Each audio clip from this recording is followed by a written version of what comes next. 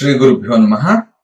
ಓಂ ತತ್ವಜ್ಞಾನಿನಮಕ್ಷೋಭ್ಯಂ ಬಾದರಾಯಣ ಸಂಹಿತಂ ನಾರಾಯಣಾತ್ಮಕಂ ವಂದೇ ವೇದವ್ಯಾಸಂ ಜಗದ್ಗುರುಂ. ಸರ್ವರಿಗೂ ನಮಸ್ಕಾರ. ಶ್ರೀ ಸ್ಕಾಂದ ಮಹಾಪುರಾಣದ ಕಥೆಗಳ ಸಾಲಿನಲ್ಲಿ 333ನೇ ಭಾಗ. ಗೌತಮನ ಪ್ರಾರ್ಥನೆಯನ್ನು ಆಲಿಸಿದ ಅರುಣಾಚಲೇಶ್ವರನು ವಿಶ್ವಕರ್ಮನನ್ನು ಸ್ಮರಿಸಿ ಅವನು ಪ್ರತ್ಯಕ್ಷವಾಗುತ್ತಲೇ, ನೀನು ಅರುಣಾಖ್ಯವಾದ ಸಕಲ ಗುಣಯುಕ್ತವಾದ ನಗರವನ್ನು, ಅದರಲ್ಲಿ ನನಗೆ ಮಹಾಮಣಿಗಳಿಂದ ಅಲಂಕೃತವಾದ ಒಂದು ಮಂದಿರವನ್ನು ನಿರ್ಮಿಸು. ಮಂಗಳವಾದ್ಯಗಳು, ಪೂಜೆಗೆ ಬೇಕಾದ ಎಲ್ಲ ಸಾಮಗ್ರಿಗಳು ಆ ಮಂದಿರದಲ್ಲಿರಲಿ, ಹೀಗೆಂದು ವಿಜ್ಞಾಪಿಸಿದನು. ನಂತರ ನನಗೆ ನಾಮಭೇದಗಳಿಂದ ತನ್ನನ್ನು ಪೂಜಿಸುವ ಕ್ರಮವನ್ನು ತಿಳಿಸುತ್ತಾ ನನ್ನ ಪರಿಚರ್ಯೆಗಾಗಿ ಸೃಷ್ಟರಾಗಿರುವವರನ್ನು ಹೇಳುವೆನು. ಈ ಎಲ್ಲ ರೂಪಗಳ ದೇವತೆಗಳು ಲೋಕಹಿತಕ್ಕಾಗಿ ಭೂಲೋಕದಲ್ಲಿ ನೆಲೆಸಿರುವರು. ಅವರೆಲ್ಲರಿಗೂ ನಿತ್ಯ ಪೂಜೆ ನಡೆಯಬೇಕು. ಅರುಣಾಚಲೇಶ್ವರನು ಅರುಣಾದ್ರೀಶನೆಂಬ ನಾಮದಿಂದ ಅಪ್ರಮೇಯನಾದ ಈ ಲಿಂಗವನ್ನು ನೀನು ಸರ್ವಕಾಲದಲ್ಲಿಯೂ ಪೂಜಿಸು.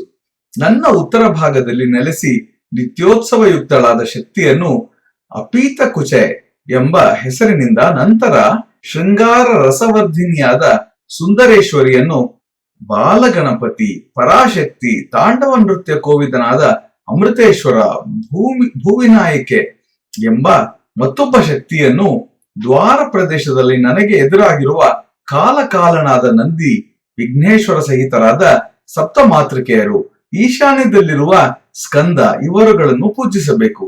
ತರುವಾಯ ಮನೋಹರಳಾದ ಲಿಂಗಗಳನ್ನು, ನನ್ನ ಮಂದಿರದಲ್ಲಿರುವ ರತ್ನಮಣಿಗಳಿಂದ ರಚಿತವಾದ ಲಿಂಗ, ಅದರ ದಕ್ಷಿಣಕ್ಕಿರುವ ದಕ್ಷಿಣಾಮೂರ್ತಿ, ಪಶ್ಚಿಮದಲ್ಲಿ ವಿಷ್ಣು, ಅಗ್ನಿದೇವತೆಗಳು, ಉತ್ತರದಲ್ಲಿ ಬ್ರಹ್ಮ, ಪೂರ್ವದಲ್ಲಿ ಷಣ್ಮುಖನನ್ನು ಆವಾಹಿಸಿ ಅಪೀತ ಕುಚೆಯೊಂದಿಗೆ ಆರಾಧಿಸು.